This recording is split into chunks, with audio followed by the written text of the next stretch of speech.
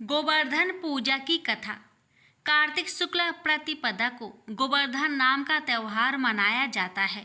इस दिन स्त्रियां गोबर के भगवान बनाकर उनकी पूजा करती है और संध्या समय अन्न आदि का भोग लगाकर दीपदान करते हुए गोबर के भगवान की परिक्रमा करती है। तत्पश्चात उस गौला बांस उठाकर उसके उपले थापती है और बाकी को खेत आदि में डाल देती है। इस दिन अन्न का भोजन बनाकर भगवान का भोग लगाया जाता है। अपने सब अतिथियों सहित भोजन किया जाता है। उत्तर भारत के राज्यों में इस दिन अन्नकूट पर्व भी मनाया जाता है। धार्मिक मान्यता के अनुसार एक बार देवराज इंद्र को अपनी शक्तियों का घमंड हो गया था।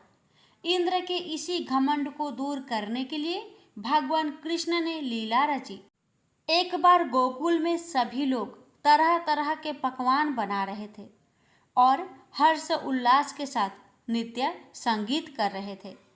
यह देखकर भगवान कृष्ण ने अपनी माँ यशोदा जी से पूछा कि आप लोग किस उत्सव की तैयारी कर रहे हैं। भगवान कृष्ण के सवाल पर माँ यशोदा ने कहा कि हम देवराज इंद्र की पूजा कर रहे हैं। तब भगवान कृष्ण ने उनसे पूछा कि हम उनकी पूजा क्यों करते हैं।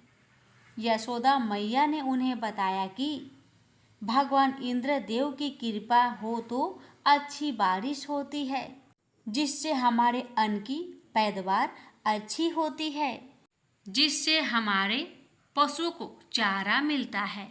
माता की बात सुनकर भगवान कृष्ण ने कहा कि हमें गोवर्धन पर्वत की पूजा करनी चाहिए, क्योंकि हमारे गाय तो वही चारा चरती है और वहाँ लगे पेड़ पौधे की वजह से ही बारिश होती है।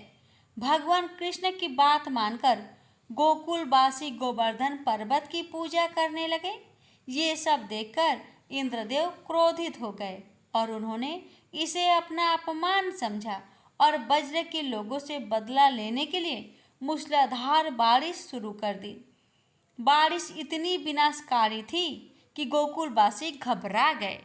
तब भगवान कृष्ण ने गोवर्धन पर्वत को अपनी उंगली पर उठाया और सभी लोग उसके नीचे आकर खड़े हो गए। भगवान इंद्र ने 7 दिनों तक लगातार बारिश की और 7 दिनों तक भगवान कृष्ण ने इस पर्वत को उठाए रखा। भगवान कृष्ण ने एक भी गोकुलवासी और जानवर को नुकसान नहीं पहुंचाने दिया, ना ही बारिश में भीगने दिया। तब भगवान इंद्र को एहसास हुआ कि उनसे मुकाबला कोई साधारण मनुष्य तो नहीं कर सकता है। जब उन्हें ये बात का पता चली कि मुकाबला करने वाले स्वयं भगवान श्री कृष्ण है, तो उन्होंने अपनी गलती के लिए क्षमा याचना मांगी और मुरलीधर की पूजा करके उन्हें स्वयं भोग लगाया और माना जाता है तभी से ही गोवर्धन पूजा की शुरुआत हुई। प्रेम से बोलिए श्री कृष्ण भगवान जी की जय।